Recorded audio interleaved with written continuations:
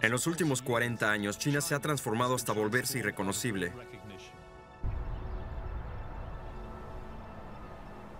La escala de su crecimiento y la velocidad de su cambio son impresionantes. Nada parecido había sucedido antes.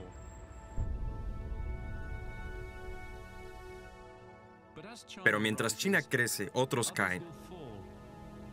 En el siglo XXI, el equilibrio de poder en el mundo está cambiando. ¿Cómo se ha convertido un país comunista empobrecido y atrasado en un motor del capitalismo mundial?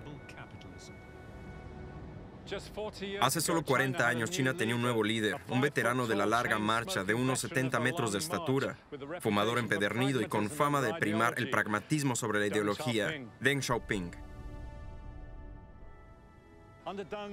Con Deng, China renunció a la lucha de clases y abrazó el mercado.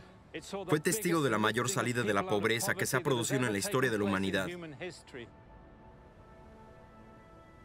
China se convirtió en una fuerza económica mundial y se preveía que se convertiría en la mayor economía del mundo en un par de décadas. Pero ¿qué ocurrió realmente hace 40 años y cómo lo hizo China? ¿Cómo se enriqueció China?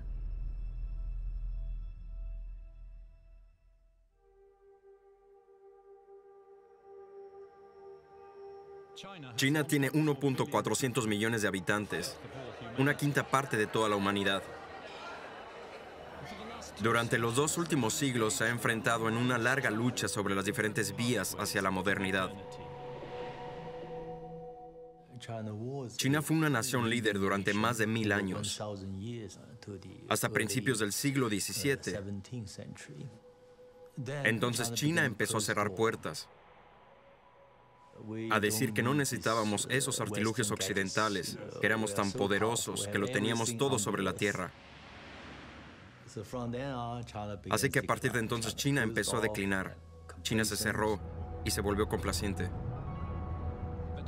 Los chinos llaman a lo que siguió el siglo de la humillación, y su recuerdo ha marcado a China hasta nuestros días.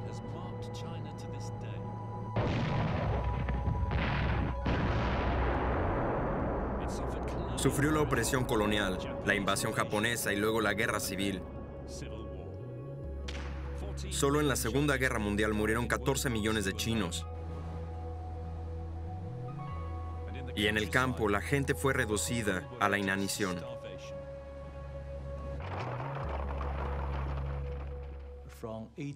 Desde 1840, la primera guerra del opio con el Reino Unido, la estabilidad continuada más larga para China no fue más de 10 años.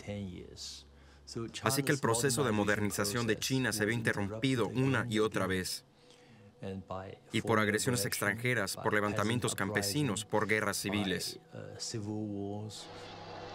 Así que el comunismo triunfó en 1949. Se esperaba que traería la paz. Pero pronto los desastres económicos condujeron a la gran hambruna.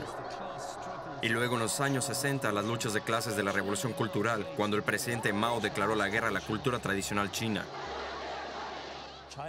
China había tenido problemas con la modernización, porque antes había intentado modernizarse manteniendo su antigua forma tradicional de hacer las cosas. Y la Revolución Cultural fue esencialmente un ataque a la forma tradicional china de hacer las cosas. A principios de los años 70, el país estaba traumatizado y agotado, su economía en ruinas. La gente estaba desesperada por un nuevo camino. La mayoría de la gente, digamos los ciudadanos ordinarios, estaban cansados de esas excesivas, radicales campañas ideológicas, una tras otra, por lo que Deng Xiaoping personificó este tipo de demanda de un cambio.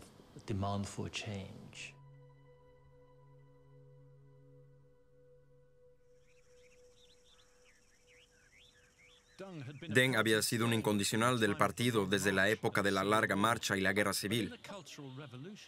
Pero en la Revolución Cultural fue purgado por criticar a Mao. Exiliado al campo, trabajó como montador en una fábrica de tractores. Deng había estado en la alta dirección desde 1949. y luego pasó unos 3 años en el campo.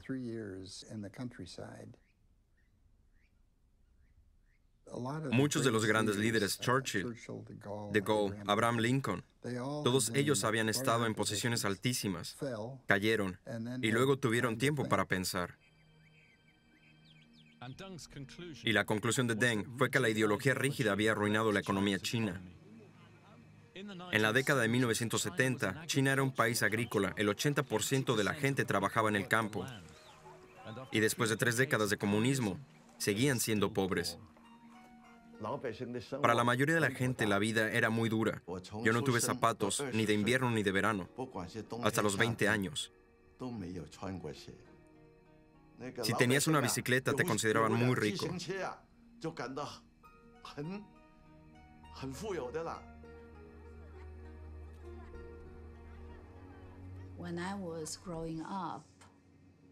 Cuando era pequeña, el hambre siempre me perseguía. Casi todos los días pensaba en encontrar algo para comer.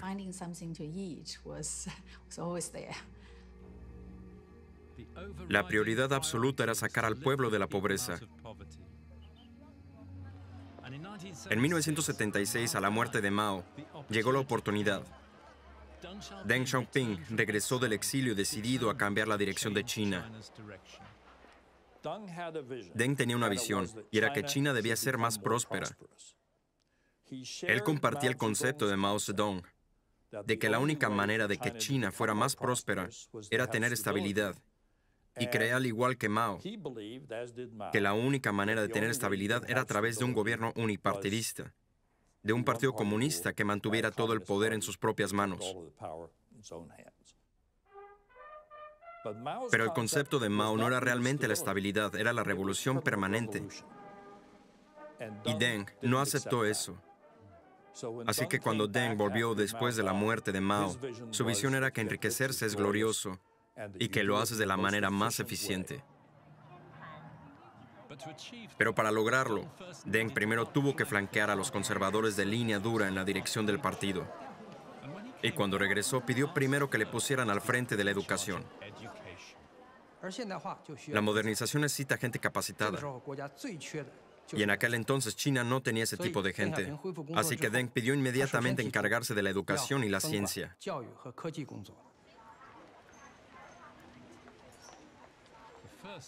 El primer paso fue deshacer el daño causado por la guerra de Mao contra la clase media. En 1966, cuando estalló la Revolución Cultural, cerraron las universidades, clausuraron todos los exámenes. Hubo algunas personas que recibieron recomendaciones del partido para ir a la escuela, pero las escuelas no funcionaban como debían.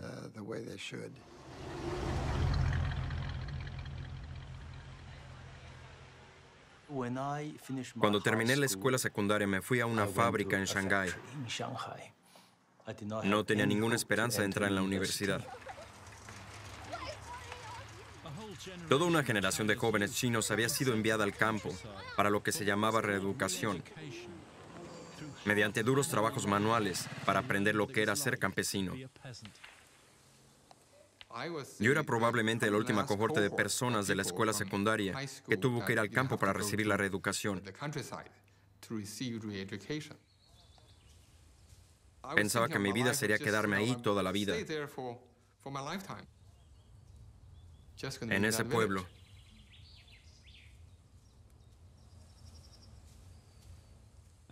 En el verano de 1977, Deng convocó una conferencia en Pekín sobre el futuro de la educación. Departamento de Educación Superior, profesor Liu Daoyu.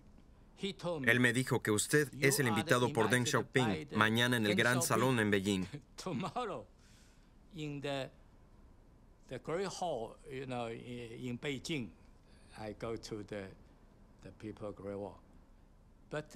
Fui al Gran Salón del pueblo, pero nadie habló.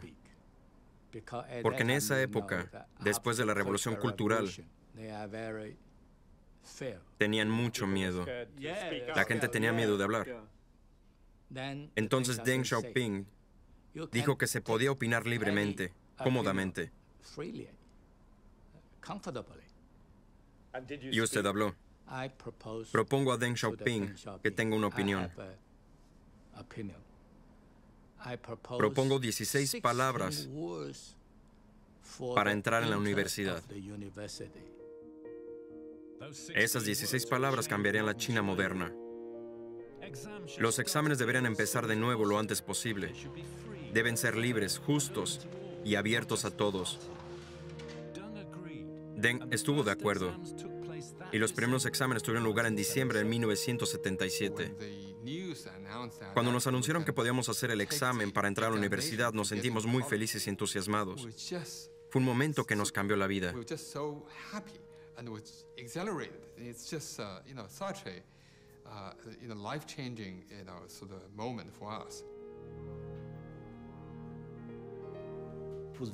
Fue muy duro. 5,7 millones de candidatos se presentaron al examen.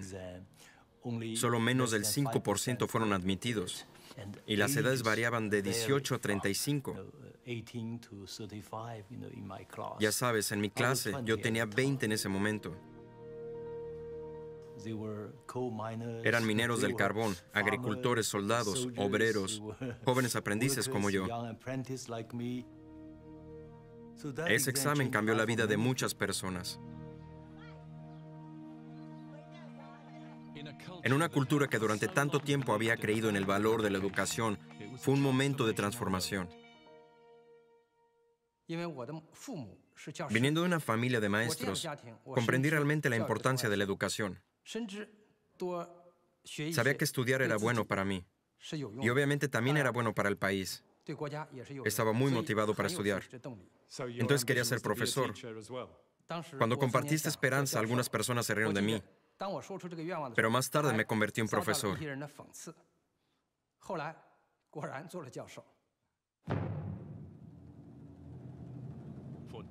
Para Deng, el primer paso en su camino hacia el poder.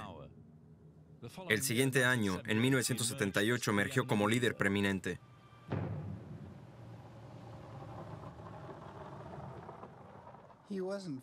No estaba completamente como jefe. Hua Guofeng seguía siendo oficialmente el líder máximo, pero estaba claro que sus colegas le habían dado la autoridad para ser la figura dominante.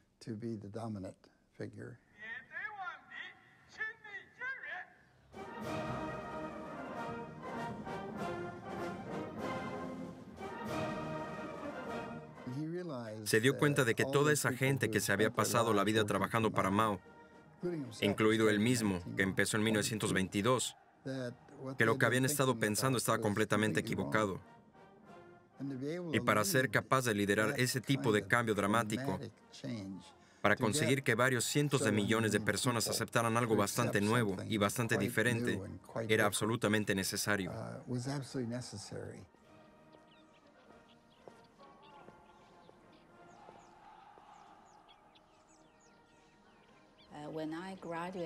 Cuando me gradué en la universidad en 1978, pude sentir los fuertes vientos de cambio en los chinos. Mucha gente como yo, los chinos empezaron a enfrentarse al mundo y a redescubrir el mundo y también a aprender del mundo.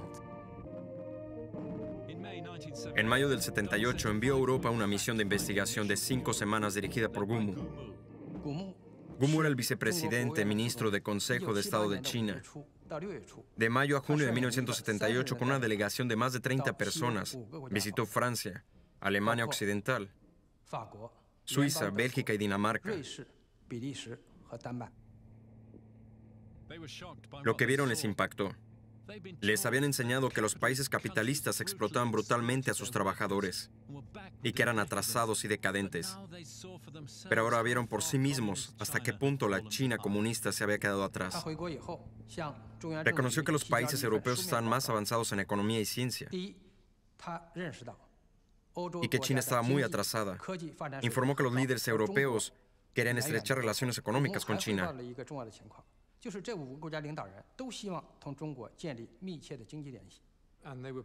Y también estaban dispuestos a ayudar a China. Sí, porque se dieron cuenta de que China podría convertirse en un gran mercado y que ayudar a China a desarrollarse crearía oportunidades para ellos. Deng viajó en misión a Singapur y Japón. Deng fue uno de los pocos dirigentes comunistas de China que conoció el mundo exterior. Pasó casi 6 años en Francia, en parte trabajando, en parte estudiando, lo que le ayudó a tener una perspectiva internacional.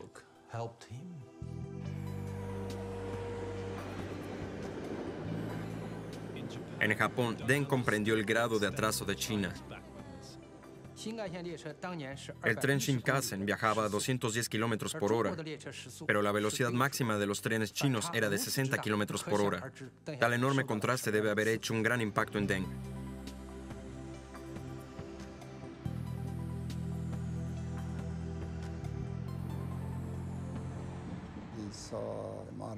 Vio los modernos robots en la fábrica de automóviles.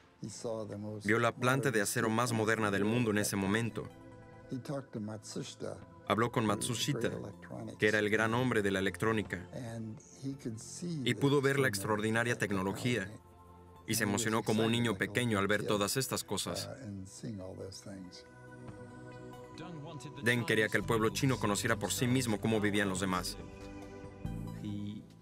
Pidió específicamente al equipo de la televisión central que filmara la vida de la gente.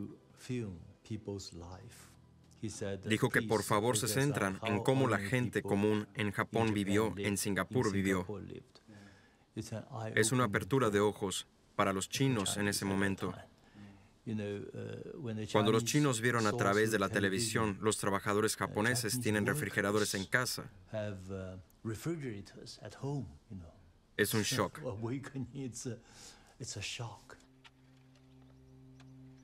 En 1978 no había frigoríficos ni televisiones en el campo chino. Cientos de millones de personas trabajaban en la tierra en un rígido sistema de granjas colectivas, enormes comunas según el modelo stalinista. Pero había sido un fracaso total. China seguía muriéndose de hambre. Esto es Fengyang, en la provincia de Anhui. Una quinta parte del condado había muerto en la gran hambruna de principios de los años 60. Y aquí las semillas del cambio empezaban a brotar desde la base. Aquel invierno de 1978, en el pueblo de Xiang'an, unos campesinos desesperados rompieron con el sistema comunal de agricultura colectiva. El 24 de noviembre, juraron en secreto un pacto para volver a las granjas familiares vendiendo sus excedentes. Iba contra la ley y las penas eran severas. Pero en esta habitación, arriesgando sus vidas, firmaron lo que llamaron un contrato de vida o muerte.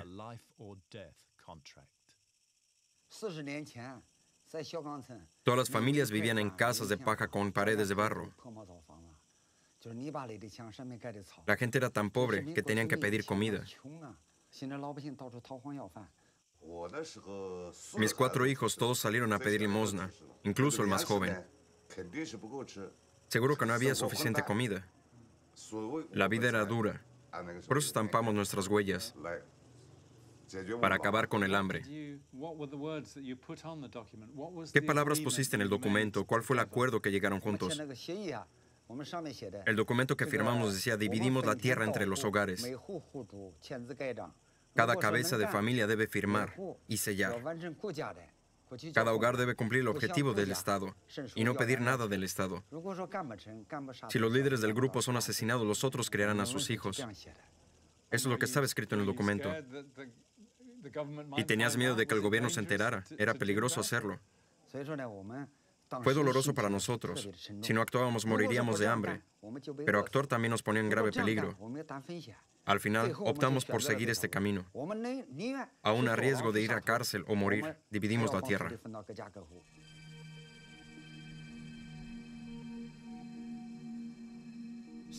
Así que la gente ordinaria de China quería un cambio.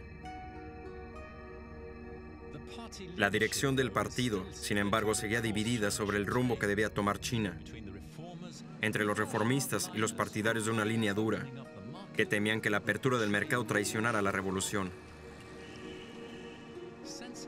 Intuyendo el estado de ánimo de la nación aquel otoño, Deng convocó una conferencia sobre el trabajo en Pekín.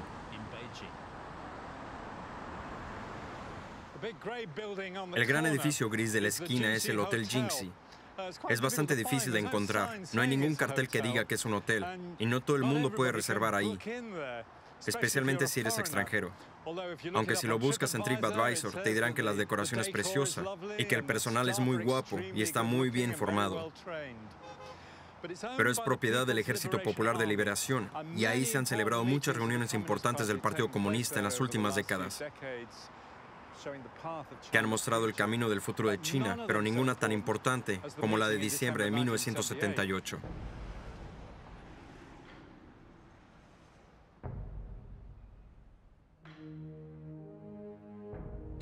Doscientos delegados de toda China se reunieron en esta sala para debatir sobre la economía y el sistema comunal de agricultura. Aún bajo la sombra de Mao, estaban divididos sobre el futuro. Así que maniobrando contra los partidarios de la línea dura, Deng preparó un breve discurso de apertura que cristalizó todo lo que había pensado en sus años en el campo. La clave, dijo Deng, era rechazar la ideología. A partir de ahora debemos buscar la verdad en los hechos. Tenemos que pensar en lo que hemos hecho. Somos demasiado pobres, demasiado atrasados. Sinceramente lo siento por la gente. A partir de ahora, dijo, debemos abrazar la ciencia y la tecnología y abrir el mercado para cambiar la condición atrasada de nuestro país.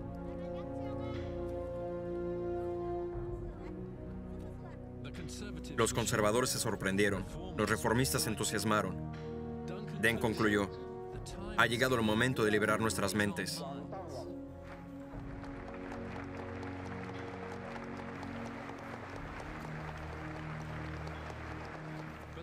Pero ese invierno, Deng también miraba al exterior. Los Estados Unidos reconocieron a los nacionalistas en Taiwán, no a los comunistas en el continente, como los legítimos gobernantes de China. Pero ahora Beijing y los Estados Unidos estaban en negociaciones secretas. Stapleton Roy estaba ahí. Nuestras relaciones con China durante 20 años estuvieron congeladas en un patrón de hostilidad total. Durante esos 20 años, las relaciones entre China y la Unión Soviética se deterioraron y no pudimos aprovechar eso. Y de eso se trataron las negociaciones secretas. Tuvimos que romper relaciones con un gobierno amigo. Tuvimos que poner fin a un tratado de seguridad con un gobierno amigo. Y tuvimos que retirar todas nuestras fuerzas militares de Taiwán. Así que el presidente Carter tuvo que elegir. ¿Quería tener solo una relación parcial con China o estaba dispuesto a dar los enormes pasos necesarios para conseguir una relación diplomática plena con China? Fue muy incómodo antes de empezar las negociaciones. Informamos a los principales líderes del Congreso, tanto republicanos como demócratas, sobre cuál era nuestra línea de fondo en las negociaciones. Y lo que nos dijeron fue, estás haciendo lo correcto, pero vamos a criticarlos. En otras palabras, apoyaban lo que hacíamos. Pero por razones políticas, iban a criticar la forma en que se hacía.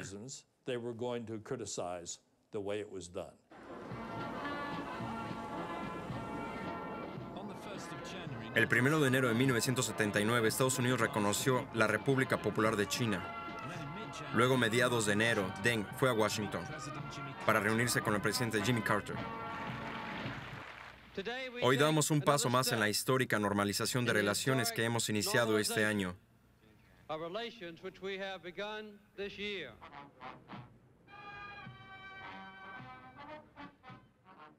Los ojos de Texas estaban puestos hoy en Deng Xiaoping, mientras el viceprimer ministro chino continuaba su gira por este país.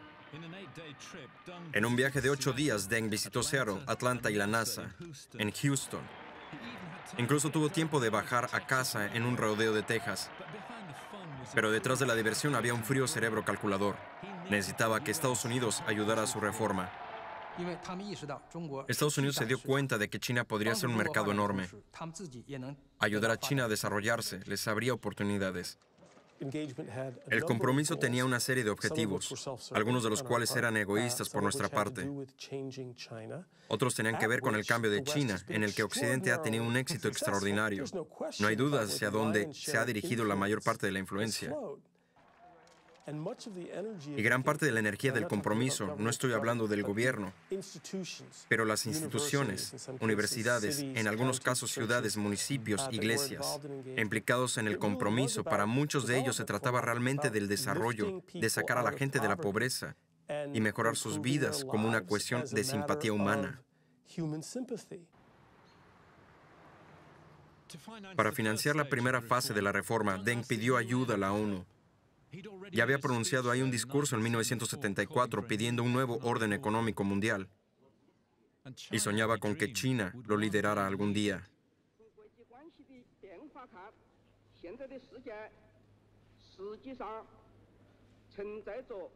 La persona enviada a China para iniciar el programa de ayuda de la ONU era un joven consultor tecnológico, Jack Fensterstock. En el verano de 1978, un alto funcionario de la ONU se puso en contacto conmigo y me pidió que fuera a Nueva York para discutir con ellos un proyecto muy secreto. Y me dijeron en la reunión que a finales de año China iba a anunciar su apertura al mundo y que se creía que necesitarían ayuda técnica. Así que me pidieron que dirigiera esta especie de misión de programación para intentar averiguar qué quería hacer China y cómo podía ayudar la ONU. En el área de la informática, que a finales de los 70 estaba claro que iba a ser el futuro, la tercera revolución industrial, estaban muy atrasados. Estaban muy atrasados y se dieron cuenta de ello, por lo que el dinero se utilizó para equipos mainframe, lo que entonces se llamaban miniordenadores, la formación de su personal, mejores formas de almacenar y recuperar la información científica, tecnológica e industrial del mundo. Instalamos un rudimentario sistema de información hospitalaria. China solo tenía trozos de papel. No había forma de organizarlos, así que creamos un sistema de base de datos y luego entramos en el campo de la modelización de bases de datos, los modelos econométricos. Todo esto lo asimilaron muy rápidamente.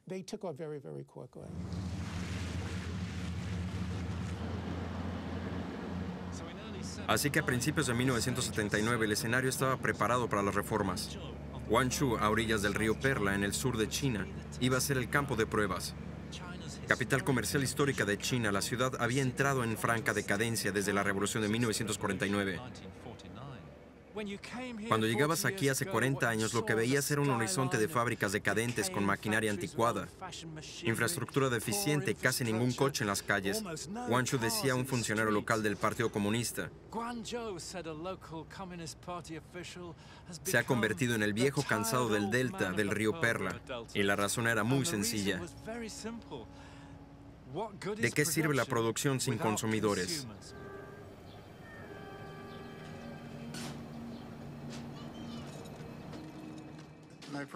Mi primera visita a China fue en 1973 y en aquella época recuerdo que en Guangzhou aún había carritos de perros.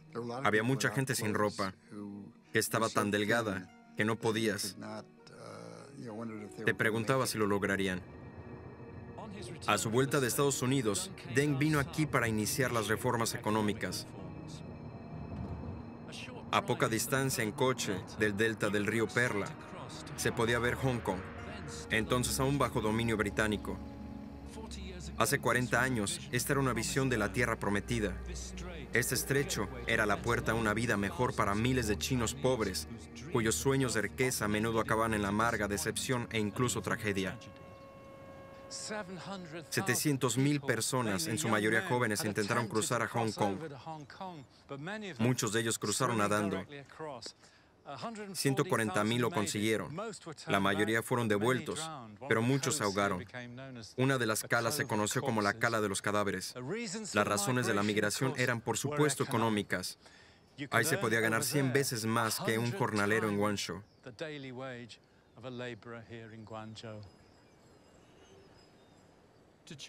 Para cambiar eso, Deng encontró un aliado en el nuevo jefe de Guangdong, un viejo camarada revolucionario que compartía los puntos de vista de Deng, Xi Zhongxun, el padre del actual presidente Xi Jinping.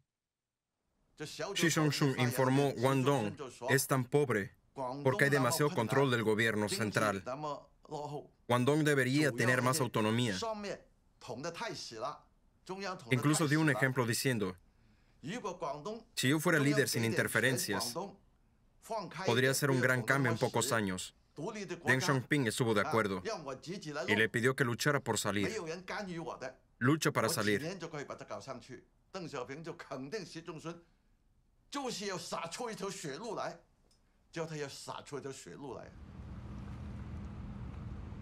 Así que Xing Chongshun tuvo libertad para negociar grandes acuerdos para la industria local, liberando el potencial de las nuevas reformas económicas. Aquí en Shenzhen, entonces en una península rocosa frente a Hong Kong, un empresario local propuso un plan de negocios con inversión extranjera, prohibida desde 1949.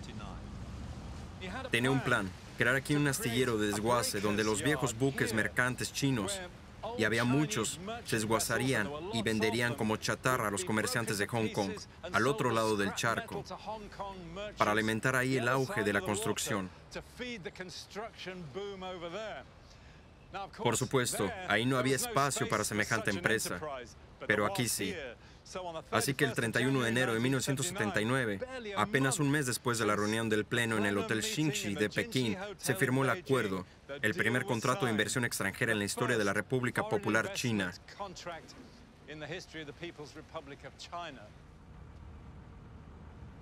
Deng había advertido a Xi de que el gobierno central no tenía dinero para darle, pero idearon un plan para intentar liberar la economía a través de la iniciativa empresarial local.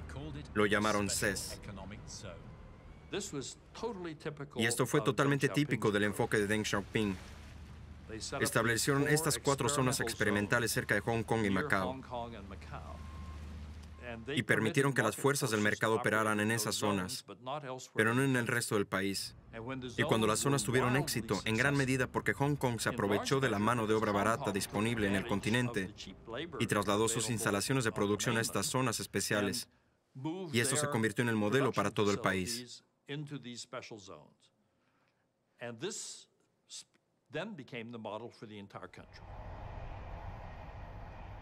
En un sistema asfixiado por la burocracia del partido y la rigidez ideológica, la idea de Deng era dar más libertad a la iniciativa local. Creo que esta es realmente la clave, probar algo a nivel local para ver cómo funciona. Si funciona, amplíelo a escala regional. Si hay rechazo, retíralo, reajústalo y vuelve a ampliarlo. A partir de entonces, miles de pequeñas empresas pudieron surgir por toda China. La primera en la costa de Shenyang, en Wenzhou, que siempre había estado menos controlada por Pekín debido a su ubicación. Wenzhou ha sido determinada por la geografía.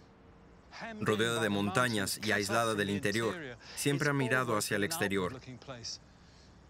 Desde la dinastía Song, en el siglo XII, sus mercaderes han navegado río arriba por la costa hasta el delta del Yangtze y Vietnam. Así que cuando se produjo la gran apertura hace 40 años, esta ciudad con sus negocios basados en el clan estaban idealmente situada para aprovechar las nuevas oportunidades. Wenzhou fue la primera ciudad china en establecer un sistema de pequeñas empresas privadas. Wenzhou sería el lugar de nacimiento de la economía privada china. 130.000 pequeñas empresas, desde bares de fideos hasta la primera aerolínea privada de China. Y el primer certificado de empresa privada se expendió en 1979 a una joven que vendía tejidos en la calle. Todavía está aquí. Teníamos un pequeño puesto delante de la casa. Un día vino un funcionario a decirnos que había una nueva política gubernamental. Dijo que podíamos tener un certificado oficial como negocio privado. Cuando obtuve mi licencia me sentí muy feliz. Era una garantía para los particulares como yo.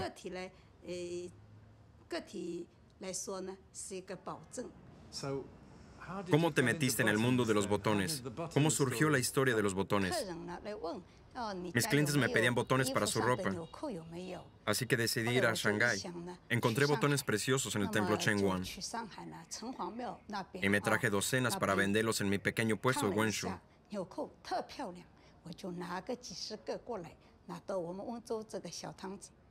A la gente le encantaban. En 1980 vendíamos docenas de botones. Más tarde vendimos cientos y luego miles. Así que se convirtió en un pequeño negocio. Esta es la historia.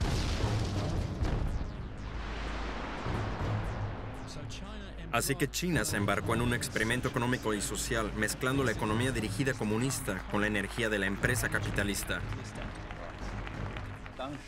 Deng Xiaoping adoptó una postura de pragmatismo absoluto, y la opinión era que no importaba si era socialismo o mercado mientras funcionara. Y esta idea de combinar ambos en aquel momento era algo que los economistas internacionales, los economistas occidentales, el FMI, el Banco Mundial no aceptaban. Pero eso es lo que hicieron. El Partido Comunista podía impulsar grandes proyectos de construcción rápidamente, proporcionando la infraestructura para el crecimiento. Pero también necesitaban liberar talentos más abajo en la cadena de mando, como dijo Deng, para democratizar la producción económica. De lo que nos damos cuenta es de que tenían que liberar de algún modo las fuerzas productivas reprimidas. Y como el mayor componente de las fuerzas productivas es el capital humano, dedicaron muchos esfuerzos a ello. Así que cambiaron el gobierno de un solo hombre por liderazgo colectivo. Las decisiones ya no podían tomarse solo en la cúspide, así que dieron a la gente de abajo la responsabilidad y la autoridad para tomar decisiones. Así que la motivación y el talento de los mandos intermedios fueron muy importantes. Lo más importante, estas eran las personas reales que lo conseguían todo. Y para formar a los directivos del futuro se enviaron estudiantes chinos a universidades extranjeras sin control del partido. En los 20 años siguientes, más de 200.000 estudiaron solo en Estados Unidos. Recuerdo, creo que fue Brzezinski, asesor de seguridad nacional de Jimmy Carter, quien preguntó a Deng cuántos estudiantes quería enviar a Estados Unidos. Y Deng dijo, ¿cuántos puede recibir? Para nosotros no hay límite. Se necesitó mucho coraje, porque entonces el nivel de vida entre China y Occidente era muy diferente. China era mucho más baja, y a muchos les preocupaba que los estudiantes no decidieran regresar a China. Y Deng dijo en una reunión interna del partido que si 1 de cada 10 puede regresar a China, esta política será una victoria para nosotros. Pero el éxito en las universidades dependía del nivel de las escuelas. Una de las principales características del proceso de reforma fue la enorme inversión en educación primaria y secundaria, especialmente para las mujeres. Recuerdo que cuando estaba en la escuela secundaria, en mi clase había muchos estudiantes del campo, de pueblos cercanos, y había muy pocas chicas. E incluso las pocas que había en nuestra clase eran constantemente instadas por sus padres a que dejaran de estudiar y se fueran a casa.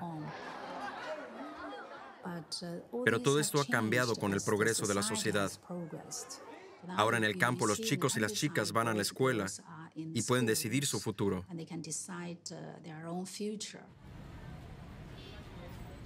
A principios de los 80, los signos de la reforma estaban por todas partes, desde las escuelas hasta los coches en las calles, donde antes solo había bicicletas, y comenzó un enorme cambio demográfico.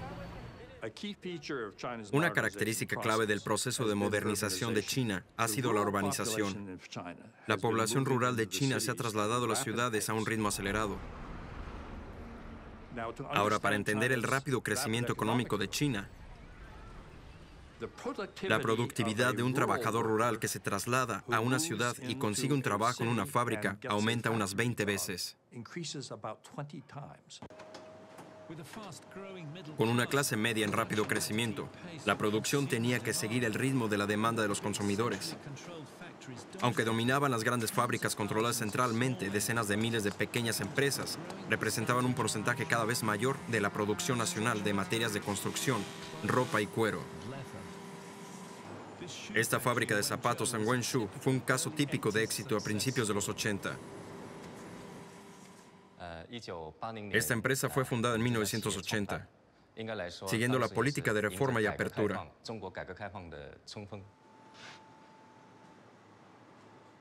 Entonces éramos un pequeño taller, pero poco a poco nos convertimos en una empresa industrial líder.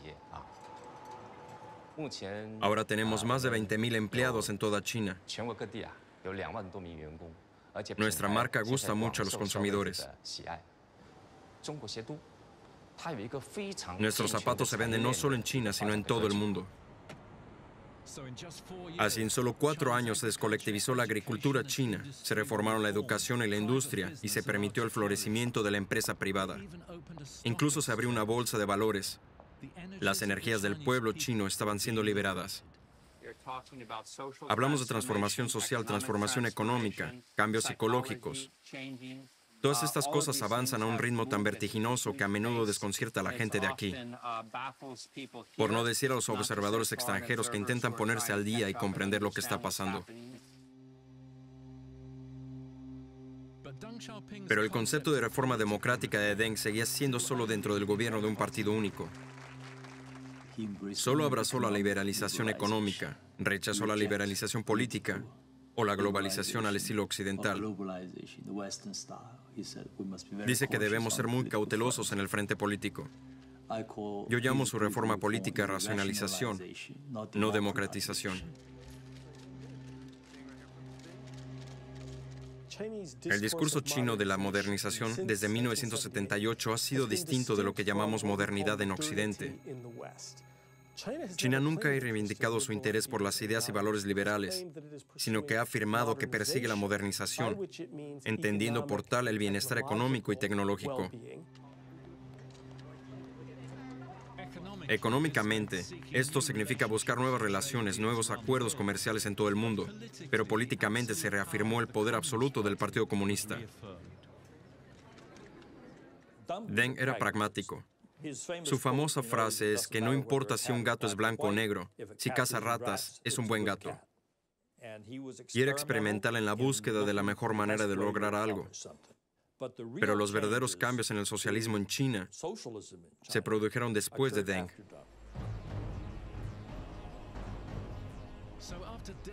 Tras décadas de lucha, China había emprendido el camino de la modernización. Al principio, los bajos costes de producción de China ofrecían enormes oportunidades al mundo. Lo que ocurría era que la válvula se estaba abriendo. Trabajé en muchas de las primeras inversiones entrantes. Hice el primer trato para ExxonMobil, para Roche Pharmaceutical, para Bayer Chemical. Negocié la primera empresa conjunta de Ericsson aquí. Y con su mano de obra urbana en rápida expansión, el PIB de China se multiplicaría casi por 70 en 40 años. Las políticas de reforma y apertura han tenido un enorme éxito en la modernización de la sociedad y la economía china. Pero China tiene lo que yo llamo un sistema político premoderno. Se basa en el concepto de que el poder debe concentrarse en manos de los gobernantes. Y todos los sistemas políticos modernos se basan en el concepto de que el poder corrompe y por tanto debe ser controlado y equilibrado, y que los poderes justos de gobierno se derivan del consentimiento de los gobernados, por lo que debe haber algún tipo de proceso de legitimación. China no acepta esos conceptos modernos. Así que la contradicción entre la forma en que se gobierna en China y la naturaleza de la sociedad que se ha transformado gracias al éxito de las políticas de reforma y apertura es una contradicción fundamental en China.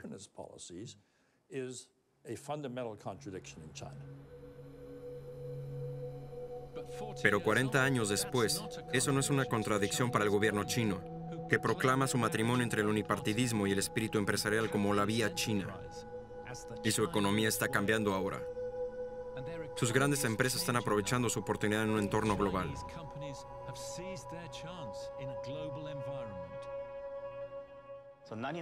En 1999 se fundó Alibaba. El nombre siempre ha estado ligado a la historia. Ábrete sésamo. Ábrete sésamo. Significa cómo podemos ayudar a las pequeñas y medianas empresas a hacer negocios. Abre el tesoro.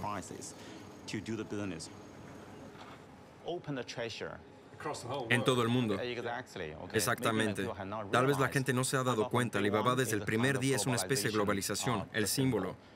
Porque el primer sitio web de Alibaba está en inglés.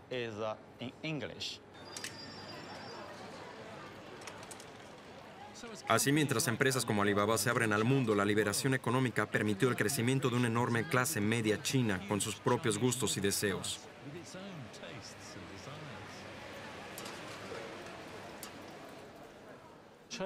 La clase media china de unos 400 millones de personas es mayor que la población de Estados Unidos y crece cada vez más. Y son personas que se adaptan pronto a la tecnología, que valoran mucho la educación y que sufrirán por ella individualmente y en familia. También son personas que creen en el aumento de su prestigio nacional.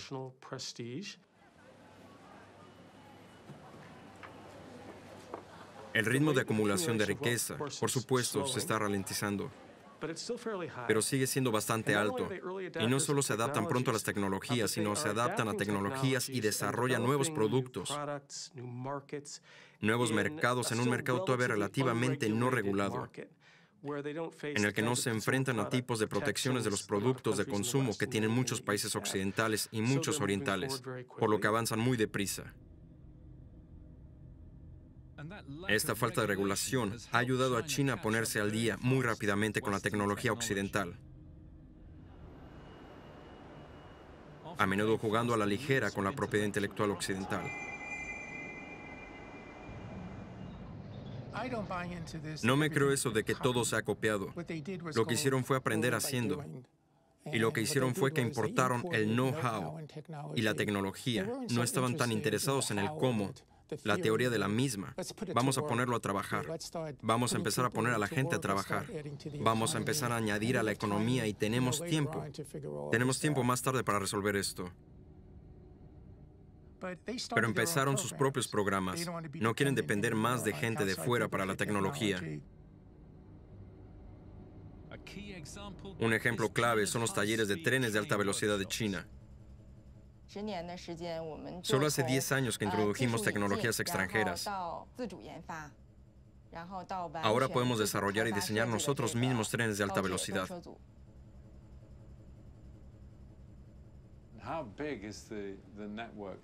¿Cuál es el tamaño actual de la red? ¿Se amplía la red cada año? A finales del 2017 la red tenía 25.000 kilómetros, la más larga del mundo. Es igual al resto del mundo. Las 10 principales redes ferroviarias de alta velocidad del mundo juntas, China es el número 1 mundial. Es increíble, 25.000 kilómetros de red de alta velocidad de cara al futuro. La red sigue ampliándose. ¿Cómo ve el futuro? En 2025 la red tendrá 38.000 kilómetros de vías en China y nos estamos preparando para salir pronto al extranjero. Y ahora el gobierno chino persigue la globalización a través de su iniciativa Belt and Road, uniendo el comercio de Asia y Europa, y más allá por tierra y mar, en busca de nuevos mercados, materias primas. Se trata de un proyecto de infraestructuras de extraordinaria envergadura y ambición.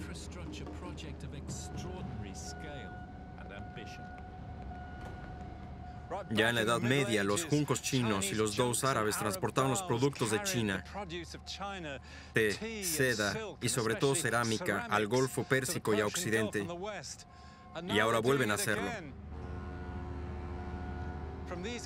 Desde estos puertos de contenedores, los barcos inundan el mundo y vivas donde vivas, estés en Estados Unidos, en África o en Asia, aquí habrá algo que acabe en tu mesa.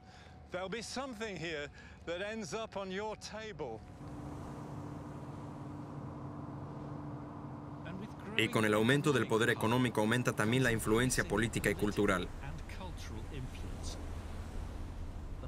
El equilibrio de poder en el mundo está cambiando muy rápidamente.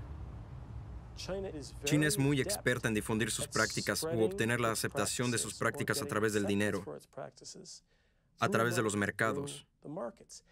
Y no se trata de un complot nefasto. Esto ocurre a plena luz del día, en gran medida con la complicidad de las empresas estadounidenses que quieren vender en China. Pero tiene un impacto aquí. Y creo que el ejemplo más elocuente es Hollywood. El modelo de beneficios de Hollywood es el éxito de taquilla. China tiene la taquilla más alta del mundo. Si quieres ser un éxito de taquilla, por tanto debes actuar en China. China censura mucho las películas.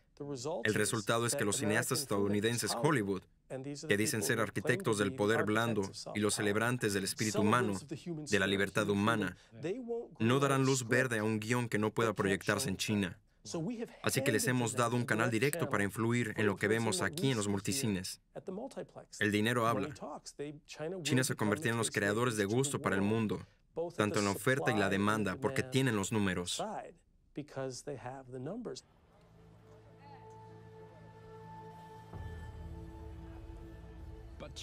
Pero la influencia de China irá más allá de la economía y la cultura.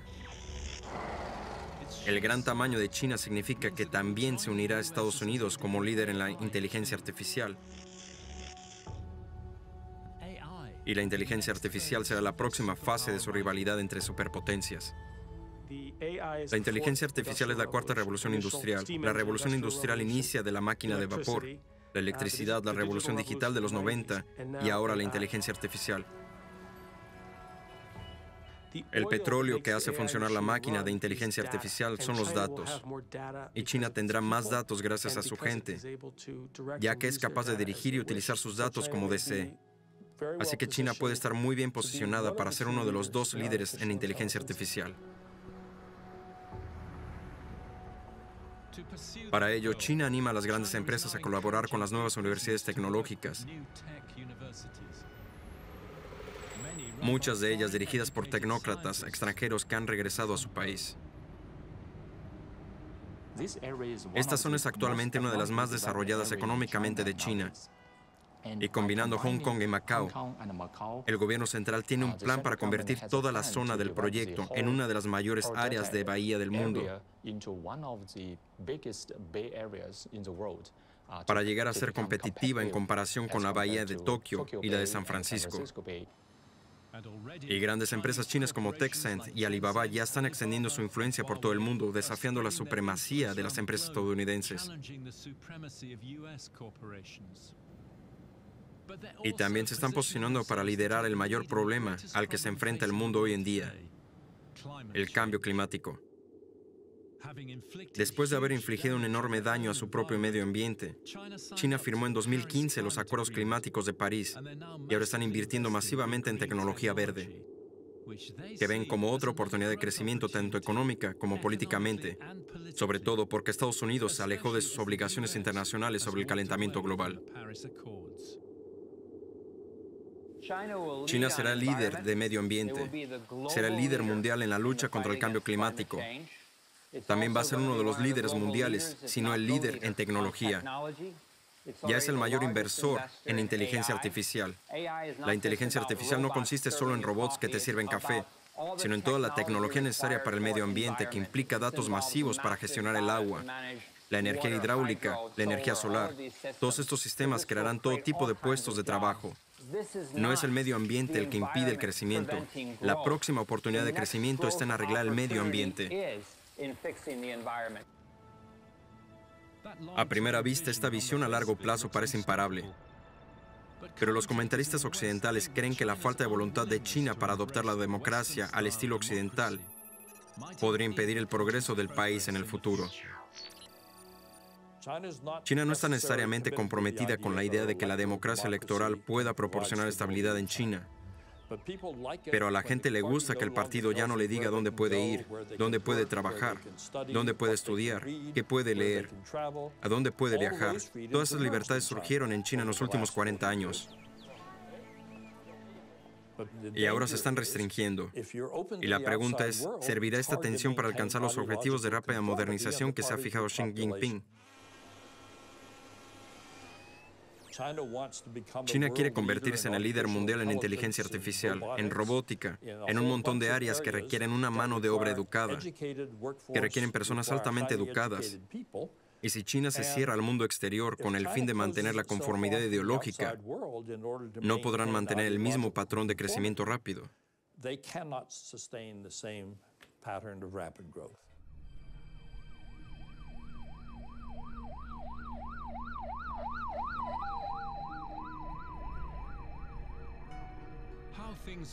Nadie sabe cómo irán las cosas en el futuro. Los comentaristas occidentales han predicho en repetidas ocasiones que la mezcla de capitalismo y centrismo unipartidista de China estaban destinadas al fracaso. Hasta ahora se han equivocado. Cuando China inició su reforma hace 4 décadas, el PIB per cápita de China era inferior al de Tanzania, Kenia, al nivel de Malawi. Ahora China es la segunda economía por tipo de cambio oficial y la mayor economía por PPA. Y obviamente China ha hecho algo bien.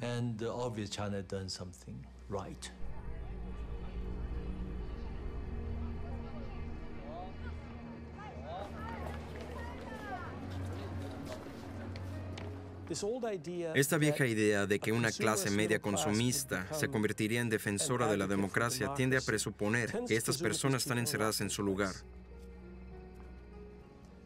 Pero si nos fijamos en cómo vive la gente en Pekín, en Shanghái, en Shenzhen, van a Tailandia unas cuantas veces al año, van a París a ver French Open, van a Turcas y Caicos, pueden importar productos lácteos de Nueva Zelanda, pueden ir a hospitales especiales para ricos. Sus hijos van a la escuela en Reino Unido, en Canadá, en Estados Unidos. El sistema, el partido les ha llevado a esto, les ha traído esta abundancia, estas oportunidades. Así que creo que el día del juicio final, y esto es una forma occidental de hablar, no una forma china de hablar, está probablemente mucho más lejos de lo que pensamos.